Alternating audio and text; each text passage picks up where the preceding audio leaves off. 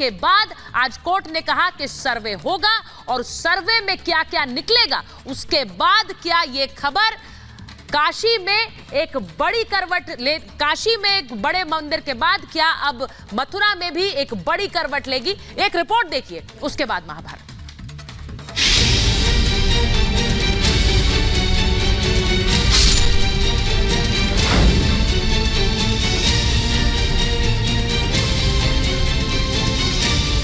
इस तस्वीर को पूरी तल्लीनता से देख लीजिए।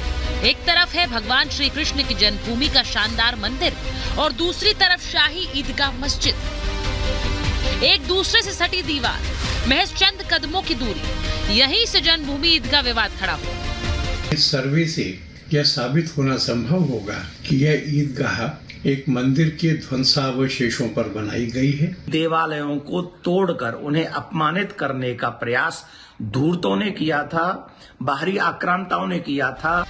काशी के ज्ञानवापी की तरह बरसों से इस परिसर में एक एक इंच जमीन को लेकर एक दूसरे के दावे और आपत्तियों की लड़ाई कोर्ट में लड़ी जा रही है। लेकिन अब हिंदू पक्ष को एक बड़ी जीत मिली और इस विवादित परिसर में पूरी जमीन कृष्ण जन्मस्थान को दिए जाने की याचिका को बहस के लिए कोर्ट ने स्वीकार कर लिया है।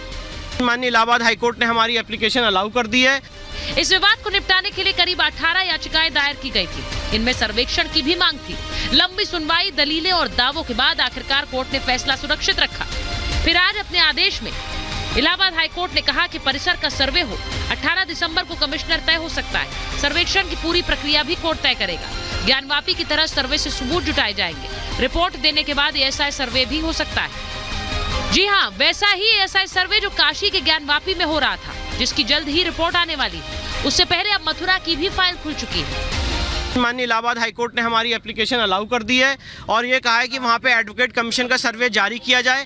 एडवोकेट कमीशन के सर्वे में कौन कौन होगा, कितने मेंबर पैनल बने, कितने बजे से होगा, कौन कौन उसमें जाएगा, वो सारे मोडालिटीज कोर्ट 18 दिसंबर को तय करेगी। इसे संयोग ही समझिए कि सनातन आस्था की शुरुआती जीत से महज 21 दिन पहले प्रधानमंत्री मोदी भी जन्मभूमि गए थे, जहां उन्होंने श्री कृष्ण के दर्शन पूजन किए, आशीर्वाद लिया।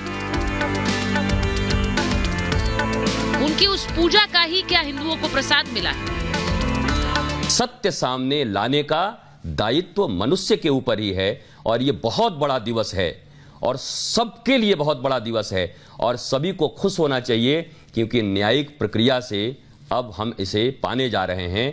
न्याय अगर सही होगा तो प्रत्येक भारतीयों के लिए, मनुष्य के लिए आनंद का विषय होगा। भगवान कृष्ण के जन्मस्थली जो वहाँ पर बना हुआ मजार उनकी जन्मभूमि पर भगवान के, उसका भी सर्वे के कोर्ट ने आदेश दे दिया है और सर्वे से सब कुछ स्पष्ट हो जाएगा कि ये मजार है कि मंदिर है। मुस्लिम पक्ष इसलिए भग रहा था कि सर्वे होगा तो दूध का दूध, पानी का पानी हो जाएगा।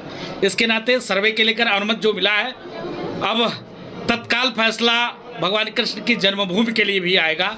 संतों की यह हुंकार बता रही है कि जल्द ही हाईकोर्ट से श्री कृष्ण के भक्तों को और भी खुशखबरी मिल सकती है, जिसका उन्हें सदियों से इंतजार है। क्योंकि जिस परिसर में मंदिर और मस्जिद बने हैं, वहां पर परिसर की 13.37 एकड़ भूमि पर विवाद है। 1968 के समझौते में जमीन का बंटवारा हुआ।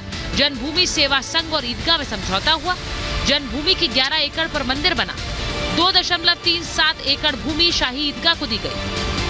अब कोर्ट में इसी समझौते को भी चैलेंज दिया गया है और याचिकाकर्ता ने दावा किया है कि सेवा संघ के पास ऐसा करार करने का हक नहीं है क्योंकि पूरी जमीन श्री कृष्ण जन्मस्थान की है। इस दावे की पूरी सच्चाई सर्वे से सामने आ जाएगी। हालांकि मुस्लिम पक्ष सर्वे का विरोध कर रहा है। मस्जिद हो या ईदगाह हो, कभी भी किसी भी के भी दूसरी ज़मीन पर नहीं बनाता है। और फिर दूसरा मसला ये है कि प्लेसेस ऑफ वर्शिप एक्ट 1991 आज भी एग्जिस्ट कर रहा है, तो इन तमाम बातों को भी मद्देनज़र रखना ज़रूरी है। भारत में ऐसे 20,000 से भी अधिक मंदिर हैं, लेकिन हम लोगों की 3 प्रमुख मांग थी, ये अयोध्या, काशी और मथुरा। तो मैं समझता हूँ कि धीरे धीरे सही, लेकिन हम सबके सपने साकार हो रहे हैं। एक तरफ नियम कायदों की आड़ में दलीलें हैं तो दूसरी ओर आस्था की चादर में लिपटी सच्चाई है। अब फैसला कोर्ट को करना है। मगर करोड़ों कृष्ण भक्तों को पूरी उम्मीद है कि अयोध्या में जैसे राम आए, काशी में शिव मिल गए, वैसे ही मथुरा में कन्हैया आएंगे। Bureau report, Republic Bharat.